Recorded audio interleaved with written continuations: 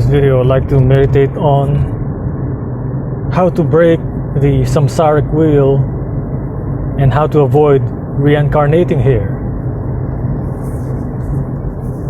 You know, if you're familiar with Hinduism, okay, this is an INFJ perspective, INFJ meditation video. If you are familiar with this is my perspective, okay, this is what I think about what I'm about to tell you. If you're familiar about Hinduism, the Hindu religion, you will hear about things like the samsara. You avoid the samsaric wheel, okay, by doing a dukkha.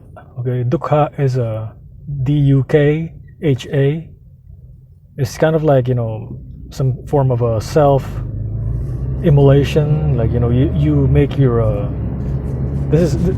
you make your physical body suffer so you can avoid the you know, the karma, okay, the karma and the reincarnation, to avoid reincarnating here, okay. So what Buddha did before, according to Hindu texts, is, you know, he tried that. He tried the method of the ascetics, okay. They say you gotta be an ascetic. You know, an ascetic is basically a monk who, you know, who would practice fasting. You know, he would deny himself desires and like pleasures, worldly pleasures and things like that. And what happened with Buddha was he got sick, okay. He tried, you know, he went with the 5 monks or something. The story goes he went with the 5 monks and then he couldn't do it. He couldn't do it. He gave up. And then, you know, he concluded that, you know, it's not going to be it's not going to be good for, you know, for yourself to do all that suffering, you know. And then what happened was the ascetic monks, they just left him after that. They're like, fuck you, man. You just, you know, get the fuck away from here. And that's when he meditated under the Bodhi tree, okay. And he was tempted by Mara, which is an evil spirit, you know, with the worldly desires. He was tempted with by Mara. And then what the Buddha did, you know, when he was meditating under the Bodhi tree, when he was being tempted by Mara, which is a foreshadowing of what Jesus did, right? Remember, the Christians believe that Jesus fasted for 40 days in the desert, and then the devil like tempted him or something. Satan or the devil tempted him. You know, oh, you can have all these cities, all these kingdoms, all these, you know, foods, all these servants, all these riches, if you go with me, if you listen to me, okay. So, you know, it's, I wouldn't say the Christians copied it from them, but there is, you know, there seems to be a similarity to it. So they could have, you know, they could have there you go. OP alert, man, OP alert. They could have copied it from, you know, because Hindu, because remember I told you, organic portals, hive-minded beings, NPCs, they do not have the capacity for creativity. They cannot create something new. So what they do is they take something that's given to them, okay, they took the Hindu religion and they just flipped it over and, you know, made it their own, and like, you know, they rehash it, they wrap it with a different gift wrapper, and then, you know, they give it as opium to the people, okay, which is what religion is. It's just an escape from your fucking pathetic life and shit, just like what Krishnamurti says, you know. But the topic of this video is how to actually escape, you know, the reincarnating here, how to fucking avoid the samsaric wheel, you know, according to the Hindu text. So we're taking their view and we're making it, you know, applicable to reality, right? So, you know, I'm gonna generalize because I don't know if, you know, how you're living your life. You may be living in the States, you may be living in Europe, you may be living in Asia, you know. And it is a good thing that, I think, you know, it is a good thing that the Buddha, you know, dropped the ascetic way of going about getting rid of reincarnation and avoiding reincarnation here in this physical realm, okay? Because according to them, the goal of every Hindu should be,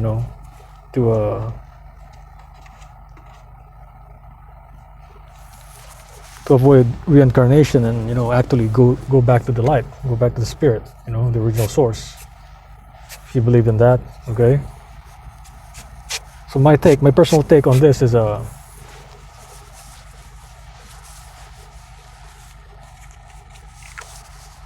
it's neither spiritual, it's neither physical.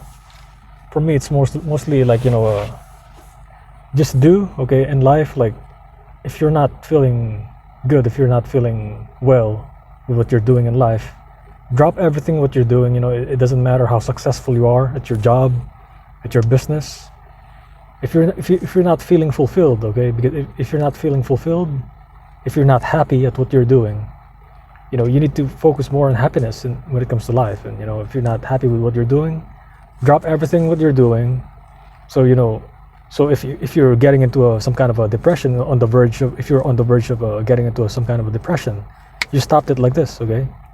If you stop what you're doing, if you avoid the people that's causing all the damage, all the toxicity, all the abuse, the emotional abuse, you stop it like this, simply by moving yourself away from them, okay? By ignoring them, by not giving them power over you, by not giving them validation, not giving them attention. You just divert your attention. It's kind of like you have to think of yourself as kind of like a tank. Okay, the turret of a tank,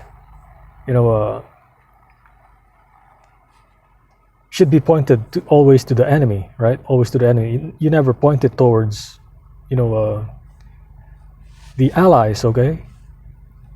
So what you need to do is imagine you're the tank, and the turret of the tank. You just always have to point it towards the enemy, and you move. You move away. You either move away from the threat. You either move back or you move forward. Or you move to the side. You're always looking at them, and it's kind of like when you're boxing. Maybe the tank analogy wasn't that good, so I'm gonna switch to a better one that's a little more observable in the physical world. Boxer, okay, boxer, like for example, like Muhammad Ali, right? Muhammad Ali, he dances around, but what he's doing is he's just really tiring out the guy, defensive boxing. That's what it is. That's exactly what Mayweather does. Defensive boxing. It's not really trying to knock you out. It's just trying to get you to go straight to him, and then he's gonna use his cardio, his fitness to tire you out. He's gonna make you commit mistakes, what they call mistakes in boxing, like overreaching and things like that. He'll give you an opening, but if you're not versed, if you don't understand distancing in boxing, you're gonna fall short. Your punches are gonna fall short, or you're gonna be punching late. He drops his guard. Okay, Mayweather drops his guard just like Bruce Lee. He drops his lead guard, which is his left hand, and then that's gonna make you think that his head is open. I'm gonna throw this right cross.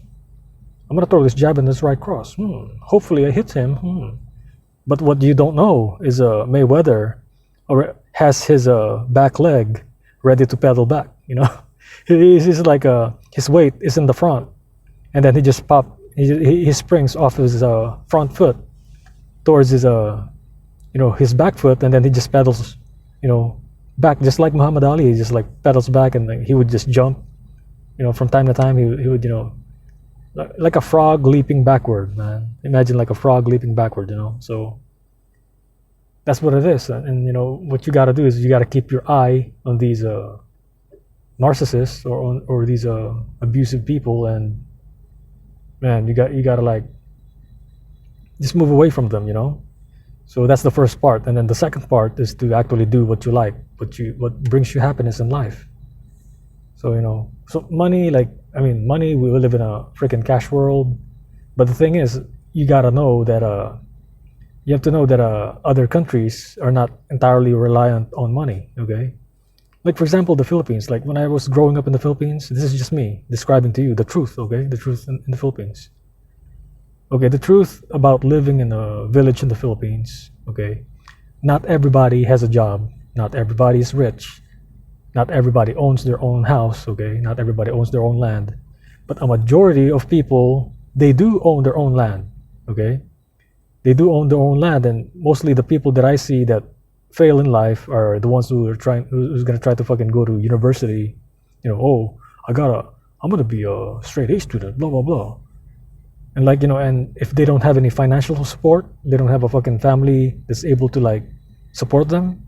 That's it. You know, the Filipinos, they have this culture to where, you know, the the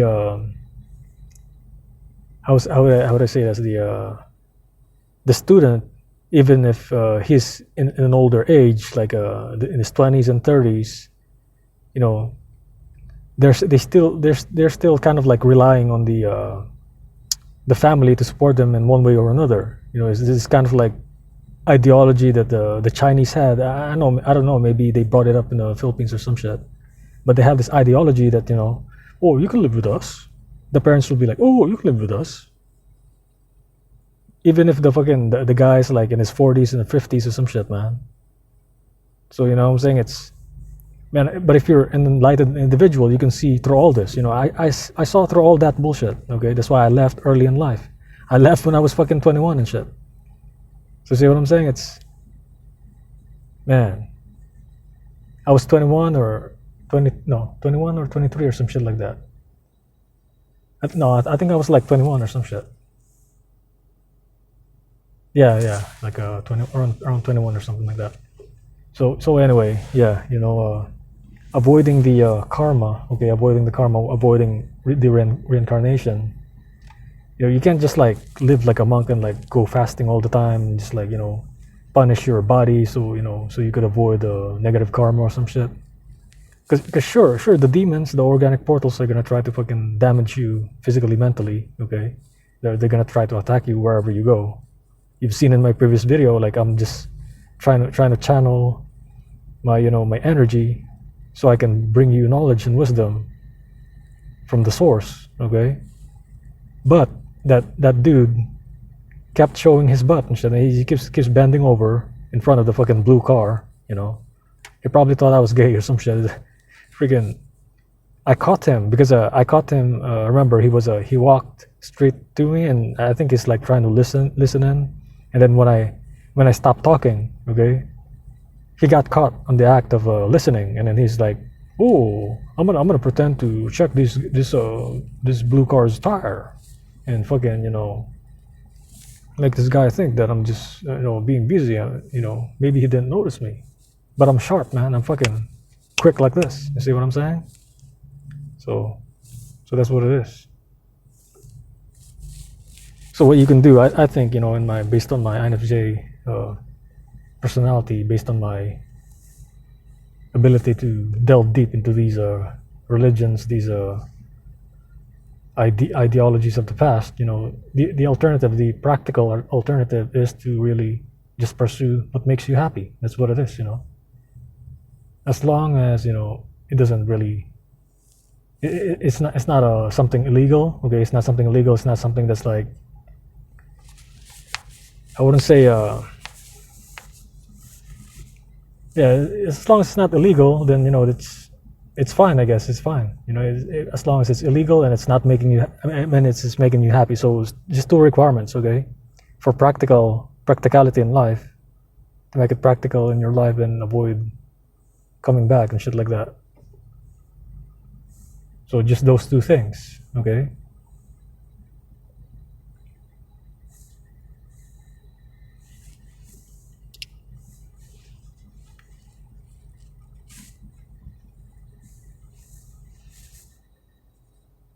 So those two things are, you know, avoid the negative, whether it's people, places, you know, jobs, being fucking swarmed again, man.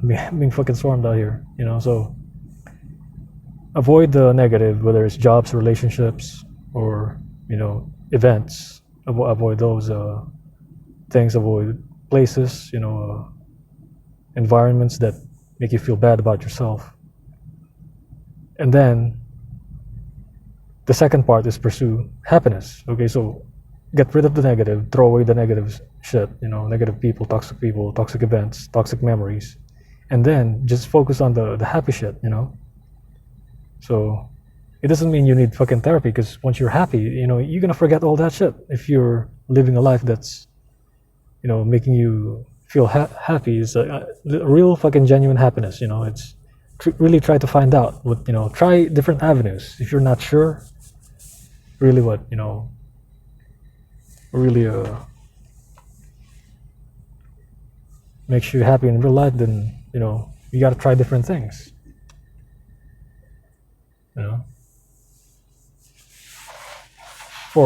I'm just gonna speak for men. Okay, if you're a guy, listening to this video, what's more likely to make you happy is pursuing something that's deep, pursuing something that's like spiritual, or pursuing something that's